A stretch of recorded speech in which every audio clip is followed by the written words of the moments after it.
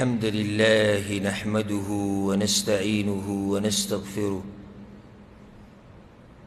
ونعوذ بالله من شرور أنفسنا ومن سيئات أعمالنا من يهده الله فلا مضل له ومن يضلل فلا هادي له وأشهد أن لا إله إلا الله وحده لا شريك له وأشهد أن محمدًا عبده ورسوله صلى الله عليه وعلى آله وصحبه أجمعين أما بعد. دا الله سبحانه وتعالى شکر دے پاولکی او پاخرکی او داغه چې موږ څومره حمدونه او ثناګانې دا بیان کو نو بیا هم کمی دي. اللهم لك الحمد كما ينبغي لجلال وجهك وعظيم سلطانك لك الحمد حتى ترضى ولك الحمد بعد الرضا ولك الحمد إذا رضيت لك الحمد كله ولك الشكر كله. چې بیا هغه عظیم ذات او هغه مهربان ذات موږ له یو پیر مقرره کړه یو بل سره د ناستي او هغه هم د دین د زده کولو لپاره ښایسته ژوند هغه وي چې په هغې کې انسان ته موقع میلاویږي د الله د بندګۍ کولو. دا دین دا د دې زړه غذا او روح دی، په دې سره دا زړه ژوند دی او چې کله هم د دین نه لرې وي او د علماو نه لرې وي او د دیني مجالسو نه لرې وي، د قرآن او د حدیث نه لرې وي، د درسونو او د بیانونو نه لرې وي، دا دله زه لیکل در کوم چې دا کیدی نه شي چې ستا ایمان د هغه شان پاتې شي. ای څوک شتي موږ ته دې ووایي چې نه زما په ایمان کې فرق نه راسي. موږ خپل ذهني بیانولو والا او درس کولو والا،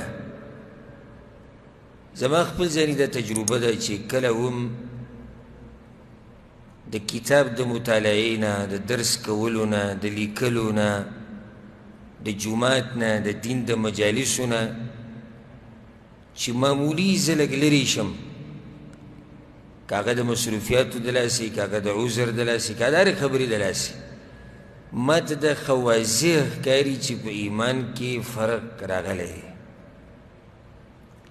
هر کله چې ته د قرآن او د حدیث نصیحتونه اورې، د قرآن او د حدیث خبرې اورې، الله او د الله د پیغمبر خبره اورې، زړه به دې ژوندی، ژوند به دې خوشحالی. ورب الکعبه، بغیر د دې دین نه، بغیر د دې دیندارۍ نه هېڅ ژوند هم نشتی. د دغه ژوند نه بیا د مرګ د ځمکې دا خېټه بیا غوره ده چې د یو سړي په ژوند کې دینداري نه وي، د یو سړي په ژوند کې د الله او د الله د رسول خبره نه وي، د یو سړي په ژوند کې د نیکانو خلکو مجلس نه وي، د یو سړي په ژوند کې د علماو سره ناسته نه وي، په هغه ژوند باندې کې بیا څه ژوند خو ټول خلک تېروي، خو ښایسته ژوند هغه بعض خلک تېروي. زما نن په ذهن کې دا موضوع راله چې داسې ډېر وخت بعد یو ابتدایي درس دی او بیان دی، راشي دې ملګرو ته دا خبره وکړو چې ښایسته ژوند د چا دی، او که څوک ښایسته او برکتي ژوند تېرول غواړي نو څه به کوي. په دې باندې به مختصر خبرې کوو ځکه دا یو اوږده او پلنه موضوع ده، اوږده او پلنه موضوع ده. که یو سړی کښېني د قرآن او د حدیث نصوص روالي، د صحابه کرامو آثار روالي، د تابعینو آثار، دا هغوی بیا اوږدې خبرې دي.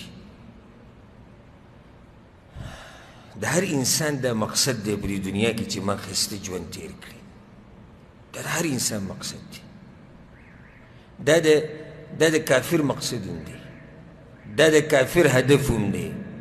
دا د هندو مطلب هم دی، دا د سیک مقصد هم دی، دا د مسلمان هدف هم دی، دا د لیوني مقصد دی. دې پورې ته هم چې لیونی هم دا غواړي چې ما ښکلی ژوند تېر کړي. ښکلی ژوند هغه څه چې زه څه غواړم چې دا راته میلاوېده، چې زه څه کوم چې دا مې کولی شو. نشه ییز هم دا غواړي. مقصد د خبرې دا دی چې دې باندې خو موږ پوه شو چې هر سړی دا غواړي، او دا ټول خلک هم په دې پسې منډه وایي. تاسو چې دا څومره منډه یي نه ګیر چاپېره که نه د دې خلکو دا ټوله منډه ګوره په یوې خبرې پسې ده. په څه پسې؟ په ښایسته ژوند پسې. ګیر چاپېره وګوره، مخې ته شاته، ښی ته ګس ته، دا څومره خلک چې لګیا دي ټول دې دپاره لګیا دي چې زه ښایسته ژوند تېر کړم. ټول دغه وایي. که دیندار یې که بېدینه، زه ګوره دیندارو خبره صرف نه کوم، که دیندار دی او که بېدینه دی ټول وایي زه ښایسته ژوند تېروم. او د هغې دپاره خلک قربانیانې ورکوي، د هغې دپاره خلک وخت هم ورکوي، د هغې دپاره مال هم لګوي، د هغې دپاره بچي هم قرباني، د هغې دپاره ملک هم پرېږدي، د هغې دپاره مور پلار هم پرېږدي، د هغې دپاره ښځه هم پرېږدي. دا ټول محنت د دغې یوې خبرې دپاره دی چې ما ته د خوشحالو ژوند میلاو شوی، او ما ته د سکون او د راحت ژوند میلاو شوی. نو په دې باندې خو د ټولو اتفاق دی، خو اختلاف په طریقه کې دی. اتفاق په کومه خبره دی؟ ښایسته ژوند غواړم. اختلاف په څه کې دی؟ د ښایسته ژوند په لټولو کې اختلاف دی، طریقه کې اختلاف دی. ښایسته ژوند څه ته وایي؟ په دې کې اختلاف دی. اوس کېدای شي ته د یو سړي سره کښېنې، ښایسته ژوند څه ته وایي؟ جسم ډېر مال وي. یو سړی به دا تعریف کوي. ښه، یو سړی به دا وایي چې ښایسته ژوند څه ته وایي؟ چې ډېرې ښځې. یو سړی دا وایي ښایسته ژوند دې ته وایي چې ډېر بچي. یو سړی وایي ښایسته ژوند دې ته وایي چې سړی د انګریزانو په ملک کې. یو سړی وایي ښایسته ژوند دې ته وایي چې سړی ازادي او بس ګرځي راګرځي. دا تعریف خو هر سړی خپل دماغ ورته بیانوي. ښایسته ژوند څه ته وایي؟ ښایسته ژوند څه ته وایي؟ دا د شریعت په رڼا کې کته پکار دي. مؤمن او دینداره خلک او الله ته نږدې خلک هغه هم دقه ژوند غواړي، هغه هم دقه سکون غواړي. زه درته دا ووایم، سکون ګوره نه په مال کې دی، سکون نه په بچو کې دی، سکون نه په ښځه کې دی، سکون نه په غټ کور کې دی، سکون نه په مسافرۍ کې دی. سکون د دنیا په یو شي کې هم نشتی. سکون او حقیقي سکون که غواړي، اطمینان او که حقیقي اطمینان غواړي، د زړه خوشحالېده په صحیح معنو سره غواړي، او چې دا ژوند په ښایسته طریقې سره غواړي، هغه د الله دین ته واپس کېده. دی مختصر لار ده او تفصیل یې کوم. دی مختصر لار ده چې ته الله ته واپس شي، ژوند به دې ښایسته شي. ژوند په دې نه ښایسته کېږي چې الله تعالی لوی منصب درکړي. ژوند صرف په دې نه ښایسته کېږي چې ته مخوري ځي. ژوند په دې نه ښایسته کېږي چې جایداد درسره ډېر. راسې زه درته ډېر خلک ښیم، ډېر بې شماره د هغوی سره داسې جایدادونه وي چې حیران به شي ورته، او تپوس ترې وکړه د هغوی په ژوند کې ذره برابر سکون نشته.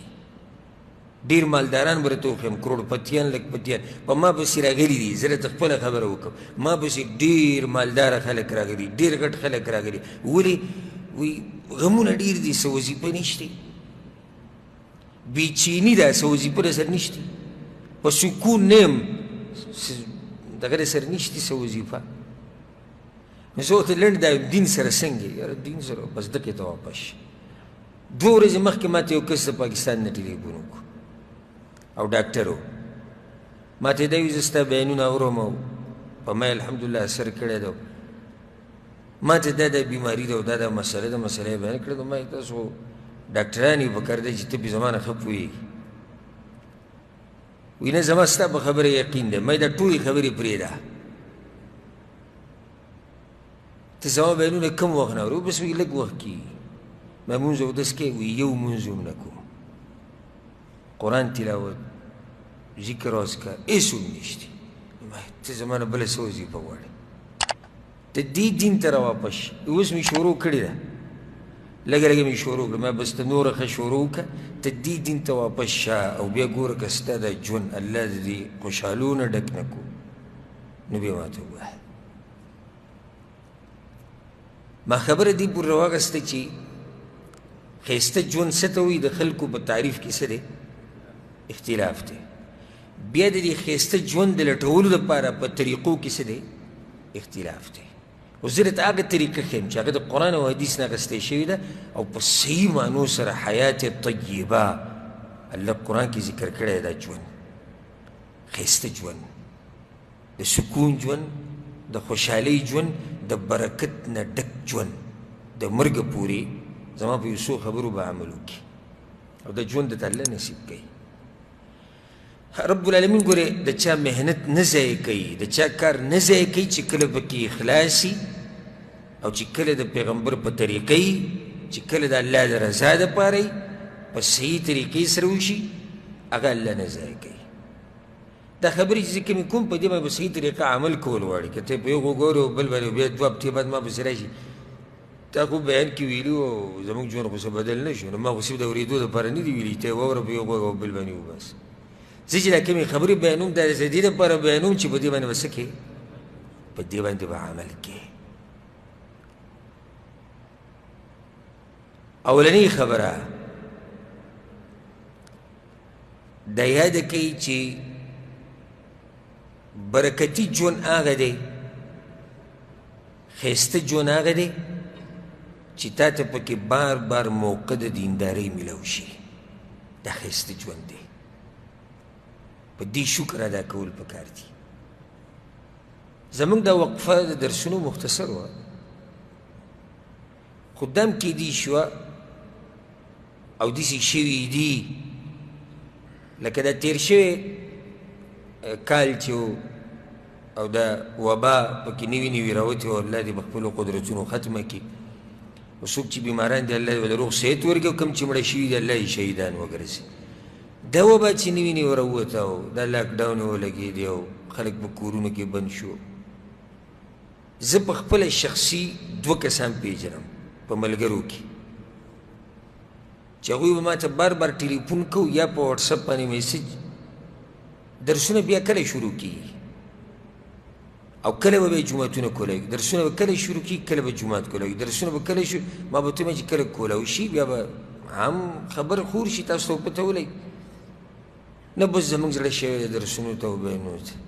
هغه درسونه الله بیا سټارټ کړو تېر شوي کال، هغه حالات لکه ښه شو، درسونه سټارټ شو. هغه دوه ملګري هغه اوس هم د خاورو لاندې دي او د هغه درسونو په انتظار باندې هغوی لاړو. ما سره اوس هم زه واټساپ نه هغه میسیج نه ډیلیټ کوم، ځان سره مې په خاص میسیجو کې ایښودی. کله نه کله سړی ګوري زړه یې نرمېږي، نو بار بار دا میسیجې به راتلې. بیا به درسونه کله سټارټېږي، بیا به کله سټارټېږي، بیا به کله سټارټ شو. خو هغه ملګرو پکې بیا قسمت نه و او داسې خپلوان و زمونږ هغه نږدې قدرمن خلک هغه هم لاړو دقه شان. د دې موقع میلاوېده ما او تا ته بیا د الله شکر ادا کوي او الله ته یو اوږده سجده ولګوئ سره د ژړاګانو، سره د شکر، د حمد او د ثنا. د مؤمن اوږد ژوند کې برکت وي، خو په شرط دی چې د اوږد ژوند د څه دپاره د الله د دین دپاره وي. او د ګناهګار دپاره اوږد ژوند د الټه شر او فساد دی. یو دوه کسانو حدیث کې راځي، امام احمد دا حدیث راوړی دی په خپل مسند کې او شیخ البانی په سلسله صحیحه کې هم راوړی. دوه کسانو دا ملګري وو او دواړو یو ځای اسلام قبول کړی و. د حدیث توقع دی دواړو یو ځای اسلام قبول کړی. یو پکې شهید شو، یو په هغه کسانو کې څه شو؟ هغه شهید شو. او دا بل یو کال پاتې شو لکه دواړو په مرګ کې څومره فرق دی یو کال بس یو شهید شو بل پاتې شو طلحه بن عبید الله وی رضی الله عنه وی فأريت الجنة جنت مې ولیدو طلحه وی هغه اخرنی چې مړو هغه د بل نه مخکې و چې شهید شوی و د هغه نه د اخرنی څه و مخکې و وی زه رالم چې څنګه سحر شو پیغمبر صلی الله علیه وسلم خواله رالم اکتب فذكرت ذلك للنبي صلی الله علیه وسلم پیغمبر صلی الله علیه وسلم یا رسول الله هغه بل خو د هغه نه مخکې او شهید شوی دا څنګه وی پیغمبر صلی الله علیه وسلم ماته وی چې الیس قد صام بعده رمضان د هغه د مرګ نه بعد یو میاشت د رمضان روجې نیولي دي که نه دي وی ما ورته وی چې او وصلى كذا وكذا ركعة صلاة السنة او دومره رکعاته مونځ یې کړی و د ټول کال هغه رکعتونه یې ورته یاد کړو دا یې کړي زیات که نه وی دغه ځله څه مخکې دی که ګوره په دې ډېر عمر کې خیر خو خیر پکې هسې نه و پیغمبر وایي دې سړي روجې نیولې وي دې سړي مونځونه کړي وو دې سړي عبادتونه کړي وو د خپل ملګري نه مخکې شو حالانکې هغه څه و شهید شوی و صرف د یو کال فرق د لاسه چې یو سړي ته 2 کاله 3 4 10 15 شل کاله ژوند میلاو شي د هغه یو نه زیات هغه کم چې د ملګری و هغه وختي مړ شوی او دی به کې دینداري وکړي نو څومره مخکې ځي د مؤمن په اوږد ژوند کې خیر دی ما دا خبره کوله چې برکتي ژوند هغه دی چې اوږدي او ته پکې څه وکړې ته پکې د الله عبادت وکړې دغه ژوند ویمه حدیث کې راځي په صحیح الجامع کې د حدیث دی طوبا لمن طال عمره وحسن عمله خوشحالي د هغه سړي دپاره چې ژوند یې اوږدي او عمل یې ښایسته وي خبره ګوره ختمه شوې نه ده بدیږي چې ژوند یې اوږدي بیا خو ډېر بېدین هم چې دی د هغوی دپاره هم خوشحالۍ خبره خو پیغمبر صلی الله علیه وسلم خبره په دې ځای ونه دروله چې طوبا لمن طال عمره چې خوشحالي یې د هغه چا دپاره چې ژوند یې اوږد دی دې باندې خبره نه ده ولاړ خوشحالي یې د هغه چا دپاره او خوشحاله دي چې هغه څوک چې ژوند یې اوږد دی او ښایسته عمل کوي ځکه علي بن ابي طالب رضی الله عنه یو قول را نقل دی امام طیبي رحمه الله ذکر کړی لکه بعض خلک دا وایي چې کله ماشوم ویني مړ شوي مزي دي بې حساب او بې کتابه دی به چېرته ځي جنت ته لاړ هېڅ غم یې نشته هغه دا وایي علي بن ابي طالب وی موت الانسان د یو انسان مړ کېده وروسته د دې نه چې دی لوی شي وعرف ربه او خپل رب وپېژني خیر من موته طفلا د هغه چا نه دی غوره دی د هغه ماشوم نه چې هغه په وړوکوالي کې مړ شوی د الله یې درسره پېژندلی نه دی دا څومره ښایسته خبره یو سړی دومره موقع ته میلاو شو چې خپل رب یې وپېژندو یو سړي ته دومره موقع میلاو شو چې پیغمبر یې وپېژندو یو سړي ته دومره موقع میلاو شو الله ته یې سجدې ولګولې یو سړي الله ته رکوګانې ولګولې یو سړي د قرآن تلاوت وکړو درسونه یې وکړو دین یې زده کړو هر قسمه دینداري چې یاده عبادت هغه یې وکړو دی غوره یې د هغه ماشوم نه چې هغه د سره الله یې نه دی پېژندلی او مړ شوی یو حدیث کې داسې راځي د حدیث ته غوږ کېږدي دې کې هم دقه خبره ده خو صحیح حدیث دی پیغمبر صلی الله علیه وسلم خواله یو کس راغی وی ای الناس خیر ای د الله پیغمبره په دې خلکو کې غوره انسان کم یو دی غوره ژوند والا څوک دی دا خبره هم زموږ دا ده چې د چا ښایسته ژوند د چا دی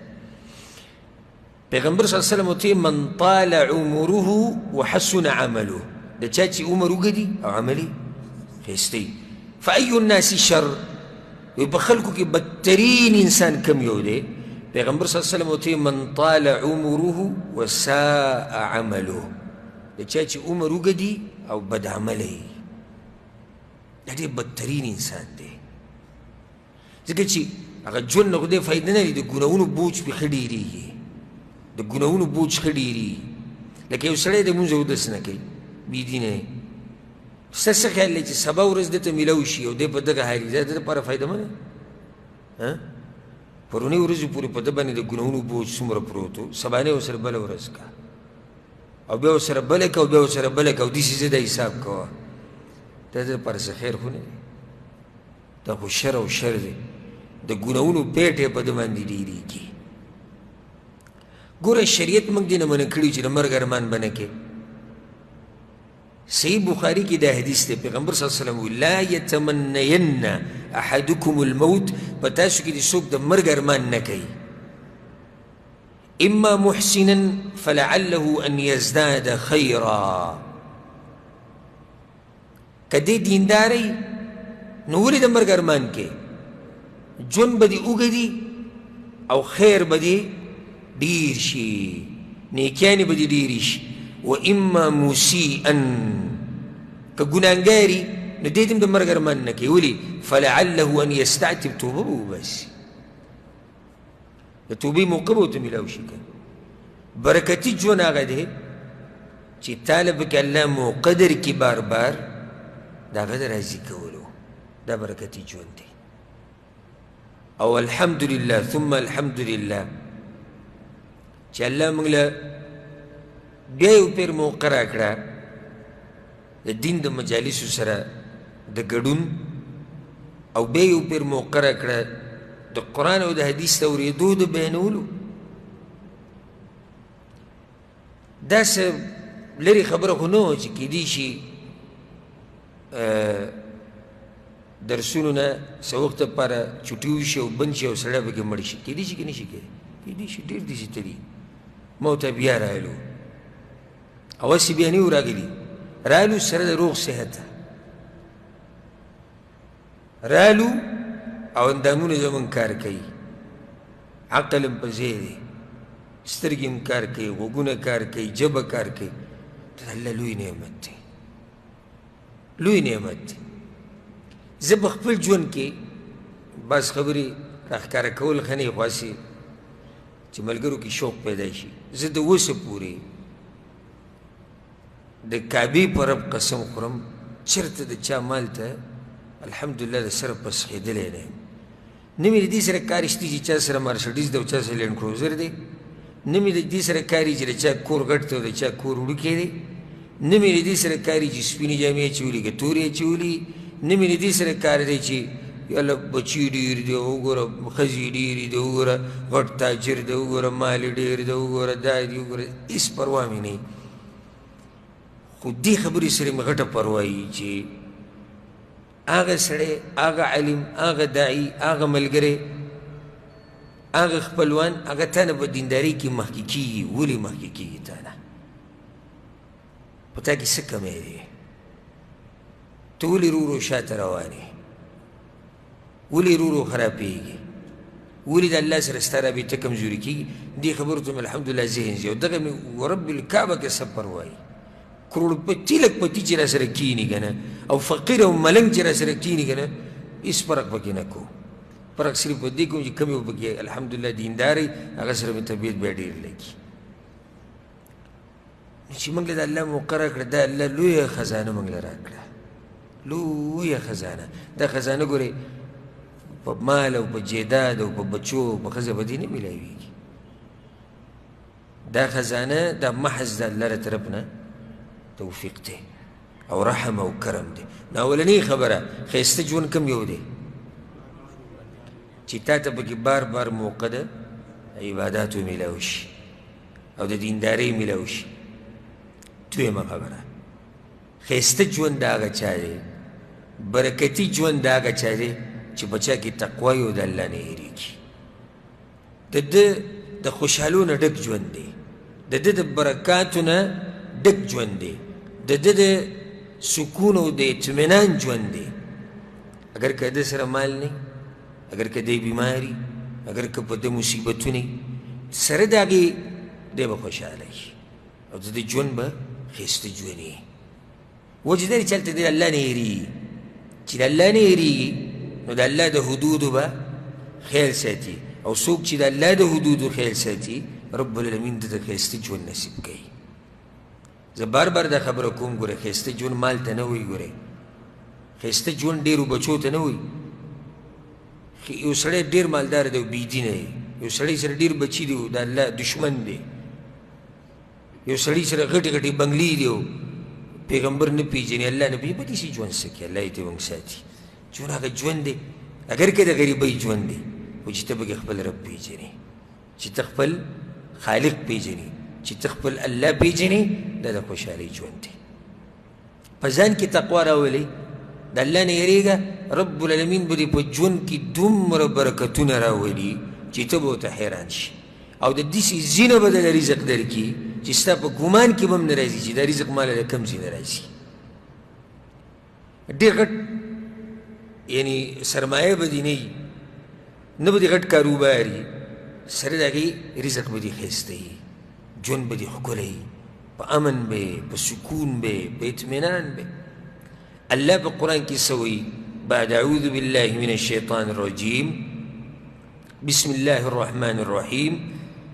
ولو أن أهل القرى آمنوا واتقوا الله وی که چرته دی کلو والو دا په سوره اعراف کې دا آیت ته هلته الله بعض کلي ذکر کړي دي هغه کلي تباه کړي دي لکه د عادیانو کلي د سمودیانو کلي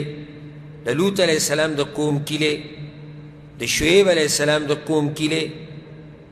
دا الله ذکر کړي په دوی عذابونه راغلي. الله وی که چېرته په دې کلي والو کې ایمان او تقوا وی یاده کړئ دا خبره الله وی ښه وی که چېرته په دې کلي والو کې تقوا وی او ایمان وی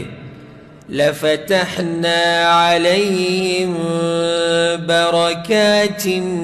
من السماء والأرض الله وی ما به برکتونه راورولی وی د اسمان نه او د ځمکې نه به ولې راویستی وي خو که چېرته په دوی کې تقوا وی خو نه وه پکې تقوا نه و په هغوی کې ایمان نه و په هغوی کې توحید. ته په ځان کې تقوا راوله د اسمان نه به د باندې برکت راورېږي د دې ځمکې نه هم الله برکت راوباسي. شرط څه دی تقوا تقوا څه معنی ده الله نه یاره دا لنډ تعریف دی اگر که دې نور هم تعریفونه شته. الله څه وایي ومن يتق الله يجعل له مخرجا په چا کې چې تقوا وي د هر غم نه د وتو لار به ورته الله اسانه کړي. دې ته ښایسته ژوند وایي که نه دې ته برکتي ژوند وایي چې الله تعالی د غمونو نه د وتو لار د هغې بندوبست ته وکړي او هغه درته اسانه کړي او هغه درته وښایي. دا د خوشحالو ژوند دی که دا برکتي ژوند نور برکتي ژوند څه ته وایي او صرف دا نه ويرزقه من حيث لا يحتسب او د دې ځینې به له الله رزق ورکړي چې هغه به د په ګمان کې نه راځي. ښایسته ژوند موږ ټول غواړو ټول غواړو که نه صرف په دې نه کې زه غواړم د دپاره و محنت کې کوشش به کې. اولنۍ خبره چې ژوند یې اوږد او موقع درته میلاوېدی دیندارۍ دا ښایسته ژوند دی. دویم چې ستا په ژوند کې تقوا وه او د الله نه یره وه نو بیا به ستا ژوند برکتي ژوند وي. درېیمه خبره که ښایسته ژوند غواړئ که برکتي ژوند غواړئ که الله ته د نږدې کېدو هغه زندګي غواړئ چې الله ته پکې نږدې او الله دنې راځي نو د هغې دپاره به درېیم کار دا کې ډېر استغفار ویل سره د دې چې په ګناهونو باندې به همیشوالی نه کې. دا دواړه خبرې وبسې تړلی شي. استغفار ډېر وایم او ګناهونو به یې همیشوالی کوم دا هم فایده نه ورکوي. لکه یو سړی دی توبه وباسم او ګناه نه پرېږدم فایده ورکوي د توبه هېڅ فایده نه ورکوي. یاره بس زه نور الله ته واپس کېږم او توبه مې ده مونځ نه کوم دا څه توبه شو دا پلاني ګناه زما نه شوې ده بس نور الله ته واپس کېږم او ګناه کوم دا تاله فایده نه درکوي، دا استغفار، دا توبې دا تاله فایده نه درکوي چې څو پورې تا ګناه پرېښودي نه یي او الله ته واپس شوی نه یي، د هغه وخته پورې تاله فایده نه درکوي. ګوره په دې ځمکه کې الله لوی برکت اچولی دی، په دې ځمکه کې الله لوی برکت اچولی دی. د الله په دې شریعت کې لوی برکت دی، په قرآن او حدیث کې لوی برکت دی. کله کله یو انسان په دې برکتونو پسې منډې وایي چې زما په دې ژوند کې برکت راشي، خو نه میلاویږي ورته. د ده او د برکت په منځ کې پردې ژوند یې نه مزېدار کېږي، ډېرې منډې پسې وایي. وجه څه ده؟ د هغې وجه د الله نه لرې کېده. ښه نو دا پردې به ختمو پسه، دا چې د ده او د برکت په منځ کې راغلي دي هغه ختمیږي په ډېر استغفار سره. که موږ ته استغفار له زور ورکو او د الله نه بخښنه غواړو، په مخه دا ورد کوو استغفر الله، د دې چې کوم نورې صیغې دي هغه استعمالوو، هغه پردې چې کومې زما او د برکت په منځ کې دي هغه پردې به څه شي؟ هغه به وسوځي، هغه به وسوځي د دې استغفار په ګرمایش سره، د توبې په ګرمایش سره به هغه پردې وسوځي، هغه دیوال به مات شي. او چې کله هغه دیوال مات شو او چې کله هغه پردې وسوځېدي ستا ژوند کې به برکت راشي. استغفار ډېر ډېر او ډېر سهار او ماښام په مخه الله ته واپس کېږه. کله د نم ګناه وشي ډایرک الله ته واپس کېږه او هغه ګناه پرېږده، په ژوند کې به دې برکت وي. الله د مؤمنانو دا شان ذکر کړی. ګوره مؤمنان دا نه چې د ګناهونو نه پاک دي، ګناهونو نه پاکوالی صرف د چا دپاره دی؟ د پیغمبرانو دپاره. نو خو هر چا نه ګناه کېږي، خو کوم چې اوچت مرتبې اوچتې درجې والا مؤمنان دي او خپل رب یې پېژندلی، د هغوی نه هم ګناه کېږي. یو خو د هغوی نه ګناه لږه کېږي، نادراً ته کېږي، کله کله ته کېږي. یو پکې دا خبره ده په هغو کې. دویمه الله څه وایي؟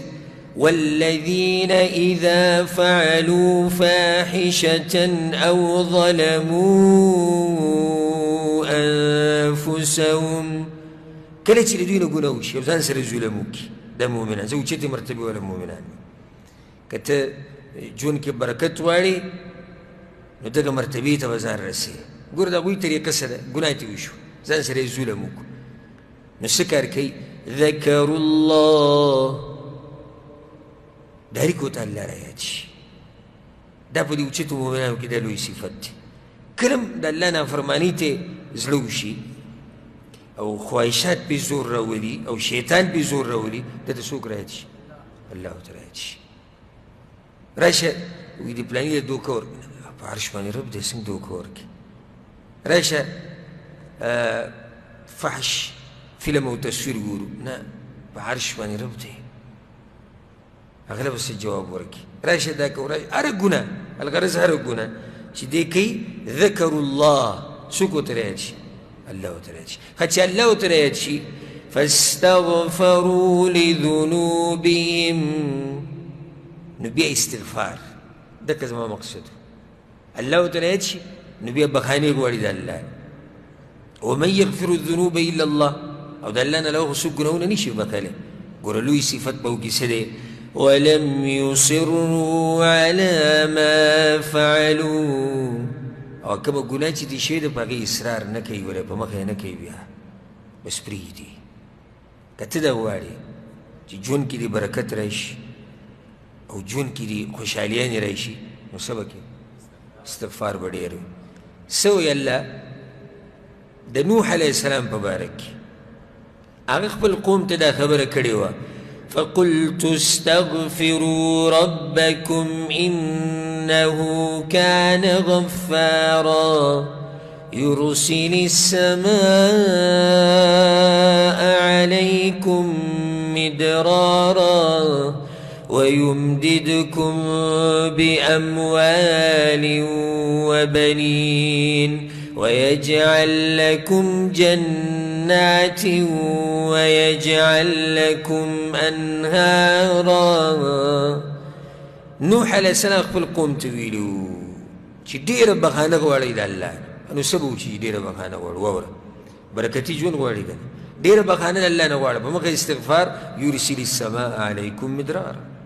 بارانونه به ورېږي برکت واله ویمددکم باموال وبنین برکتي مال به در الله ښه ډېر درکړي زامن به در الله درکړي ویجعل لکم جنات ویجعل لکم انهارا ځمکې به در درکړي پټي به در درکړي باغونه به در درکړي ولې به روانې شي چینې به وي اوبه به وي برکتونه به وي مزې به وي خوشحالیانې به وي دې ټولو کې شرط څه دی استغفار هر څه د الله حل کوي ته صرف استغفار بخانه د الله نه ډېره غواړه او دا استغفر الله دا ورد په مخه وایه ته ګوره چې الله تعالی د خوشحالو ژوند هغه درکوي او که نه درکوي څلورمه خبره چې څوک هم ښایسته ژوند غواړي او برکتي ژوند غواړي نو هغه ته موږ دا وایو نیکو اعمالو له زور ورکه ژوند به دې ښایسته شي او دا خبره زه نه کوم دا زما خبره نه ده دا د عرش والا خبره ده ومن اصدق من الله حدیثا د الله نه زیات څوک رښتینی نشته دا د هغه رب خبره ده خوشحالو ژوند برکت والا ژوند ښایسته ژوند نیکو اعمالو له زور ورکه نیک عمل زه ساته یو عمل نشم کوی چې ته دا مونځ کوه ته روجي نیسه ته زکات ورکوه ته صرف درس کې کښېنه ته دین زده کوه ته دین ښایه ته ذکر نه نیک عمل هر هغه عمل چې په هغې په کولو باندې الله راضي کېږي چې څومره یې کولی شي د الف نه د یا پورې دا کوه ژوند به دې ښایسته وي واوره الله څه وایي من عمل صالحا من ذكر أو أنثى وهو مؤمن چا چې ښایسته عمل وکړو نیک عمل وکړو نیک عمل هغه عمل ته وایي چې هغه د الله د رضا دپاره او د پیغمبر په طریقه یي د چا په ژوند کې چې نیک اعمال ډېري الله وایي من ذکر او انثى که دا سړی دی او که دا زنانه ده وهو مؤمن شرط پکې دا دی چې دا مؤمن دی موحد دی فلنحيينه حياة طيبة الله وایي زه به له ښایسته ژوند ورکوم حیات طیبه دا د الله طرف نه ګرنټي ده څومره عبادت چې د الله کولی شي کوئ یې په سهار ماښام کې الله به دې ژوند ښایسته کړي زه کله نه کله ملګرو ته دا خبره کوم او د افسوس خبره ده او سړی حیران شي چې موږ ته صرف په دې دومره لوی دین کې صرف مونځ پاتې شوی خبره زما غلطه که صحیح صرف مونځ کول هغه هم صحیح نه کوو پاتې څه شو زکات خیر خیریت دی روجې نفلي خیر خیریت دی علم خیر خیریت دی ذکر و اذکار خیر خیریت دی هر عمل چې ته سیټ دی پاتې څه نشته ژوند زه چې منزل ځم جومات که د هغې مې د نم صحیح تپوس وکړو هغه هم په ټیم نشته هغې کې هم اطمینان نشته هغې کې هم سکون نشته هغه هم په صحیح طریقه نه دی هغه هم په ټیم نه دی هغه هم کله په جومات کې او کله بهر او کله په کور کې او کله په لاره کې او کله پاتې شو کله پاتې نه شو کوم ځای نه به خوشحالي راشي بیا زه او ته موږ په خوشحالیانو پسې ګرځو خوشحالي به خاورې ما ورته وینو چې موږ د خوشحالۍ لار پرېښودې ده سهار چې یو ماښام شي په دنیا پسې منډې او مزدوري او کت او بر او دیاړي او کمپني او ډریوري او دغه کیسې سهار او ماښام او په دې سلیري شو ګنټو کې یو څو منټه سړی الله له نشي ورکولی بیا درته تپوس کې یاره ژوند بس برکتي ژوند به الله موږ ته څنګه نصیب کړي برکتي ژوند دا دی چې ته نیکو اعمالو له زور ورکړي چې ته عباداتو له زور ورکړي بیا ګوره چې له ژوند یې الله د خوشحالیانو نه ډکوي او که نه ډکوي پنځمه خبره د برکتي ژوند دپاره او د ښایسته ژوند دپاره هغه دا ده د خپلوانو سره خپلولي ساتل او د خلکو سره ښایسته اخلاق ساتل. چې کله اخلاقي وي د خپلوانو تپوس دي کوو، ملګرتیا دي کوله خلکو سره، د خلکو سره دې منډې والي، د خلکو په مصیبتونو کې ودرېدي، میلمستیا دي د خلکو کوله، د خلکو نه یې د غمونو بوج کمو. چې څو پورې دا صفات پتا کي الله به تعالی برکتي ژوند درکوي، چېرته به دې الله نه خرابوي، چېرته به دې الله نه خرابوي. چې کله ته د نورو مؤمنانو سره ودرېږي چې دوی خراب نه شي، دا ډېر ګران کار دی. دا راته زه ووایم دا کار څه دی؟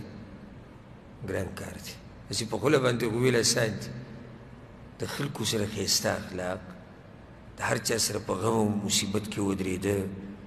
د خپلوانو تپوسونه کول، ملګرتیا کول د مؤمنانو سره، اکرام کول د مؤمن، دا ډېر ګران کار دی.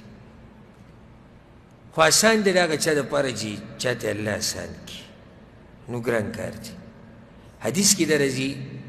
پیغمبر صلی الله علیه وسلم په صحیح بخاري او صحیح مسلم کې دا حدیث دی: من احب ان یبسط له فی رزقه وینسأ له فی اثره، څوک چې دا غواړي چې رزق یې پراخه شي او ژوند ور الله اوږد برکتي ژوند ورکړي. دا موږ ټول غواړو، پراخه رزق زه هم غواړم، ته هم غواړې، برکتي اوږد ژوند زه هم غواړم، ته هم غواړې. پیغمبر ته د طریقه ښیي، وی که څوک دا دوه خبرې غواړي فلیصل رحمه، تیرې د خپلوانو سره خپلولي ساتي. او دا خبرې بس ما ختمه کړې ده او زه تپوس نه کوم د هغه، او زه د خواله نه ځم او د سره مې ختمه او د هغه سره مې ختمه، او د عمر له سپېره ګرځي. دا سړی عمر له سپېره ګرځي. بس وایي پښتو ده، پښتو په هغه پښتو به څه وکړي چې ستا پکې نه څه قدر شتي، نه دې په ژوند کې څه مزه شتي، نه دې څوک عزت کوي، نه د خالق په نیز درونې او نه د مخلوق په نیز درونې. په هغه پښتو باندې کیسه کار هغه کوه چې د الله په نیز درون شي، د خلکو ته درون شي او ژوند به دې خوشحاله شي، ژوند کې به د الله برکت واچي. عایشه رضی الله عنها وایي، دا ډېر ناشنا روایت دی د عایشې رضی الله عنها، وی ان حسن الخلق، دا نصیحت یاد کړئ د ام المؤمنین عایشه رضی الله عنها نه، وی ښایسته اخلاق و حسن الجوار،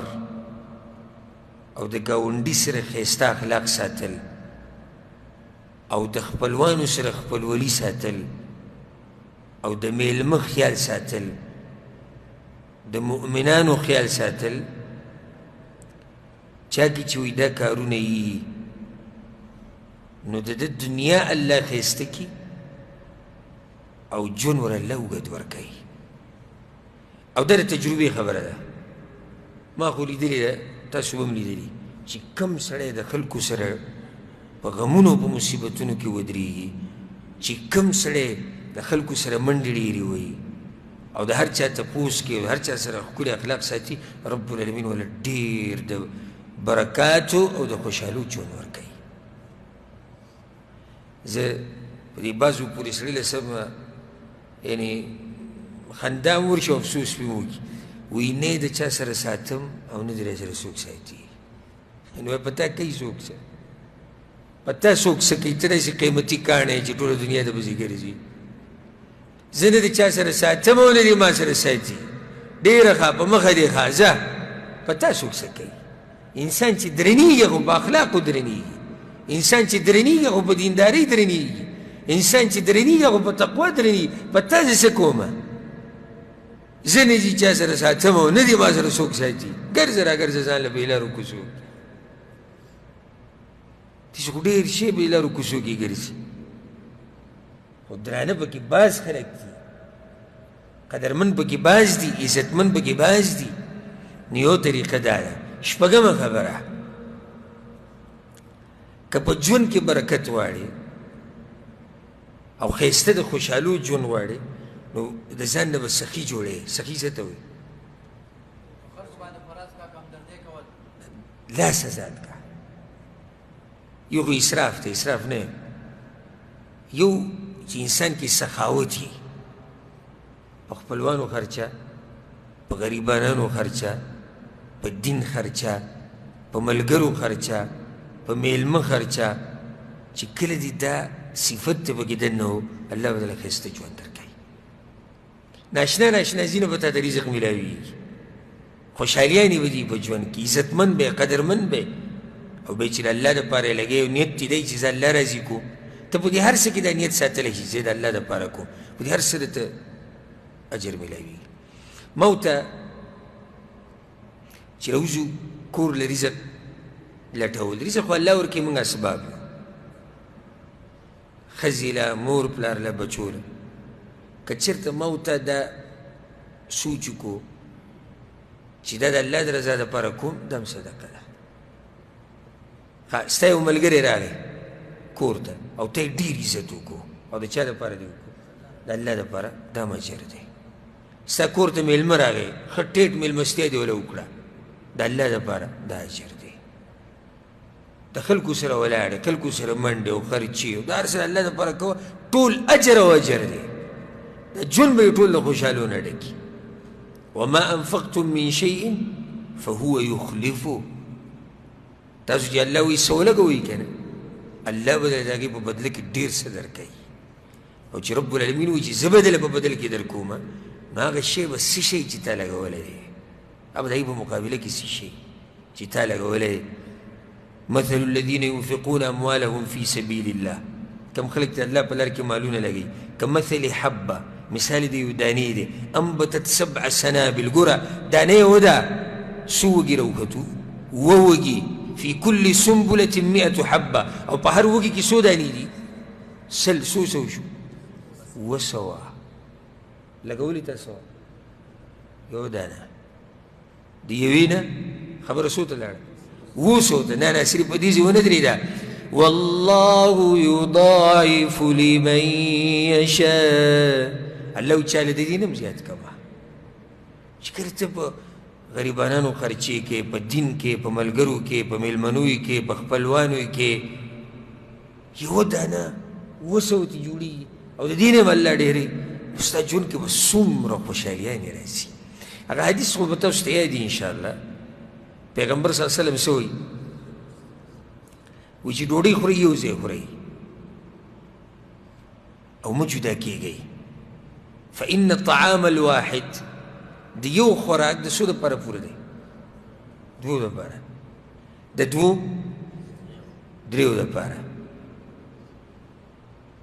او بیا داسې پسې ځه. ښه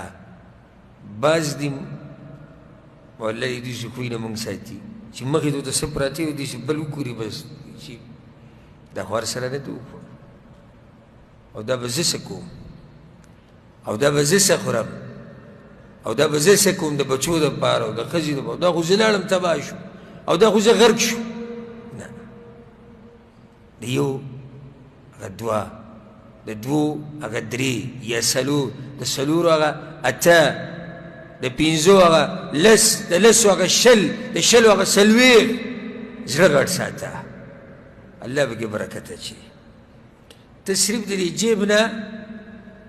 لږ د لاس لرکه او خرچه وکړه، که ستا په ژوند کې برکت رانغی بیا ماته ووایه. خو د لاس به دې لرې کوي څوک؟ کوم سړی چې بخیلي، ژوند ډېر لنډ تنګي، برکت یې نه وي په ژوند کې. غریب د یو روپۍ حساب، او دلته په سعودي عرب کې حلالي، ما په خپلو سترګو لیدلي، بعض پکې د حلالو حساب کوي. د دې سړي په ژوند کې به تاسو ماته ووایئ ځه د ژوند به تنګي که نه وایي؟ ځکه چې خبره کله د حلالو حساب ته واوړېده نو ژوند ډېر تنګ نه شو؟ ډېر زیات تنګ شو که نه؟ صحیح د سړی حساب کې دا نه چې حساب مه کوه، خو دې حد ته رسېده چې ته نه په ښځه خرچه کې، نه په بچو کې، نه په ملګرو کې، نه په غریبانانو کې، نه په کونډو، نه په یتیمانانو، نه په دیندارو، نه په دین، نه په علماو، نو کیسه ته څه دپاره جمع کړي؟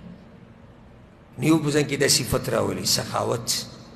ځان سخي که الله به دې ژوند ښایسته کړي. 2مه خبره، په تجارت کې رښتیا وایه، په کاروبار کې رښتیا وایه الله به پکې برکت واچوي همیشه رښتیا وایه حدیث کې درځي پیغمبر صلی الله علیه وسلم وی متفق علیه حدیث دی صحیح بخاری صحیح مسلم کې دوه کسان دي یو بل سره بیع کوي فإن صدقا وبینا کدوانو رښتیا وي او خبره ښه واضحه وکړه بورک لهما فی بیعهما الله به په تجارت کې څه واچوي برکت وإن كذبا وكتما او که چېرته د دواړو دروغ وي او حقیقت یې پټ کو محقت برکة بیعهما الله به د دوی د تجارت نه او د دې بیې نه برکت راکاږي که ته دا غواړې چې ستا په ژوند کې برکت وي او په تجارت کې برکت وي او په دوکان کې برکت وي او په مزدورۍ کې برکت وي او په دیاړۍ کې برکت وي رښتیا به وي هر څه کې رښتیا د کمپنۍ د مشر سره د ټیکهدار سره د کپیل سره د دکاندار سره د اغستونکي سره د خرڅوونکي سره زره زره برابر رښتیا به وي څه شی به نه پټې حقیقت الله ستا په ژوند کې برکت اچوي نه به دروغو قسمونه خوري نه به دا وایي چې دا د جاپان دی او هغه شی دیسي او نه به دا وایي چې بس والله یاره وي قسم دی دا شی ختم دی نور وي بس موږ سره دغه یو کارټن پاتې دا ټول هغه خبرې دي چې برکت خو ختم شو خو زه یو حدیث ویم ده دې حدیث وکړه ده په صحیح مسلم کې ده حدیث ثلاثة لا يكلمهم الله يوم القيامة ولا ينظر إليهم ولا يزكيهم ولهم عذاب أليم درې قسمه خلک دي الله به سره د قیامت په ورځ خبرې نه کوي نه به ورته ګوري نه به یې د ګناهونو نه پاکوي او د هغوی دپاره دردناک عذاب دی څلور خبرې دي ګوره ابو ذر رضی الله عنه وی خابوا وخسروا من هم یا رسول الله دا خو تباه شو او هلاک شو دا څوک دی د الله پیغمبره پیغمبر صلی الله علیه وسلم ورته یو هغه دی چې د پنسو نه د پنسې خپلې د ګیټو نه لاندې ساتي هغه نارینه چې پنسې د ګیټو نه لاندې ساتي دویم شغلخور انسان د یو ځای خبره یو ځای ته وړي د بل هغه بل ځای ته وړي دا او دې دپاره مې ته حدیث وي او درېیم هغه چې خپل مال د دروغو په قسمونو سره خرڅوي دې سړي ته به الله نه ګوري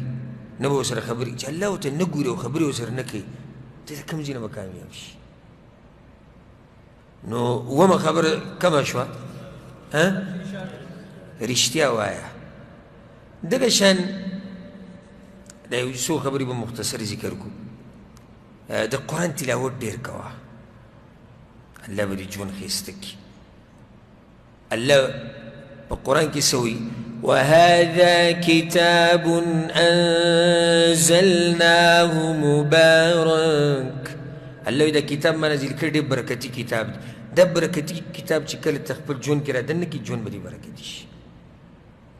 سهاري وایه ماښامې وایه زباني یادوه لږ لږ د تفسیر په درسونو کې کښېنه د قرآن سره چې کوم درسونه تعلق ساتېږي کښېنه دین په مجالسو کې کښېنه الله به دې په ژوند کې برکت واچي دغه شان دعا چې کله غواړو دا خو واضحه ده نو یو دعا پکې دا لازم غواړو یا الله زما په ژوند کې برکت راولي او یا الله ماله ښایسته ژوند راکړي د دعا ډېر لوی اثر او په دعا به ستړی کېږي نه چېرته ګورئ چېرته به په دعا نه ستړی کېږي همیشه او همیشه همیشه او همیشه او دا به نه وي لکه حدیث کې راځي چې بعض خلک د الله نه ناامیده شي نه ناامیده کېږي به چېرته نه همیشه دا دعاګانې غواړه هر وخت یې غواړه یا الله زما په ژوند کې برکت راوړه یا الله زما په عمل کې برکت راواچوه یا الله زما په بچو کې برکت راوله زما په مال کې برکت راوله زما په وینا کې زما په کار کې زما په ناسته پاسته کې زما په اخلاقو کې زما په خوی کې د دعاګانې غواړه الله به ستا په ژوند کې برکت راولي دغه شان د خپله سینه دا د حسد نه د کینې نه او د بغض نه د دې نه څه که پاکه که ژوند به دې ښایسته وي ډېر مطمئن ژوند به دي په ارام به په سکون به لکه د حسدګر او د کینهګر او د دشمنیانې چې کوي او د بغض والا د دې غریبانانو چې کینې دقه یو څو چې هغه دسي هغه دسي هغه کت هغه بر هغه لاړ هغه را هغه دسي هغه دسي چې د هر څه د لرې کړو ژوند به دې خوشحاله شي د خوشحالي ژوند به دي هېڅ پروا به دې په چا نه وي که چا ته پسې خبرې وکړي هم ډېره ښه خپل خوی یې راښکاره که څوک دې غیبت کړي که څوک دې سره دشمني کوي ته په ښایسته طریقې سره جواب ورکړه ته خپل زړه صفا ساته الله به دله ژوند ښایسته درکړي او اخرنۍ خبره به دا ذکر کړو ما خو چې دا اوږده موضوع ده که اوس ما په اوله کې وي هسې دا یو څو خبرې اخرنۍ خبره هغه ده او ډېره اهمه که د خوشحالو ژوند غواړې او ښایسته ژوند غواړې نو په دنیا کې د ځان نه بره ته به نه ګورې د ځان نه کته ته ګوره او په دین کې به د ځان نه بره ته ګورې د ځان نه کته ته به نه ګورې موږ خبره الټه کړې ده چې ورته ته دینداري نه نو د هغه پلاني نه خو ښه یم که نه هغه 2 منځونه کوي د ورځې زه بیا هم 3 کوم اوس وګوره دی د ځان نه کمزوري ته ګوري په دین کې نه نه پکار دا وه چې تا ځان نه بره ته کتلی زه خو مونځ کوم خو هغه پلاني ورسره قرآن هم یادوي هغه درسونه هم کوي هغه ذکر وزکار هغه روجې نیسي هغه تهجد کوي هغه ته هغه ته ګوره موږ په دنیا کې بره ته ګورو موټر ورسره شتي ښه مزېدار خو د لینډ کروزر ورته ګوري او دکه د خولې نه یې لاړې ساسي چې کله به زه دا ګاډی را پیدا کړو ښه مزېدار کور یې د ګزارۍ روانه 4-5 کمرې خو د هغه پلاني ته ګوري هغه 18 کمرې جوړ کړی دا ژوند ګورې په ارام نه تېرېږي ها د ځان نه لاندې ته وګوره په دنیا کې ژوند به دې ښایسته ته دا وایې چې ما سره موټر نشته که نه ته دا وایې چې ما سره سکوټر نشته که نه وګوره هغه کسانو ته چې خپې ورسره نشته ته دا وایې چې زما کور وړوکی دی ته وګوره هغه کسانو ته چې فوټپات باندې اوسېږي